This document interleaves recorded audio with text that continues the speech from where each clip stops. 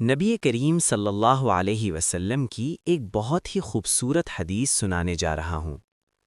رسول اللہ صلی اللہ علیہ وسلم نے فرمایا کہ مسلمان وہ ہے جس کی زبان اور ہاتھ سے دوسرے مسلمان محفوظ رہیں، اور مومن وہ ہے جس سے لوگ اپنی جان اور مال کے بارے میں امن میں ہوں۔ سوچنے کی بات یہ ہے کہ کیا ہم اپنی زبان سے کسی کو تکلیف تو نہیں دیتے؟ کیا ہم غیبت، جھوٹ یا بد زبانی سے دوسروں کا دل تو نہیں توڑتے؟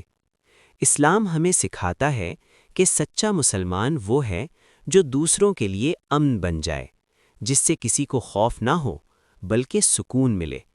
اگر ہم چاہتے ہیں کہ اللہ ہم سے راضی ہو تو ہمیں اپنی زبان، اپنے ہاتھ اور اپنے عمل کو پاک کرنا ہوگا۔ اللہ ہمیں سچا مسلمان اور سچا مومن بننے کی توفیق عطا فرمائے۔ آمین۔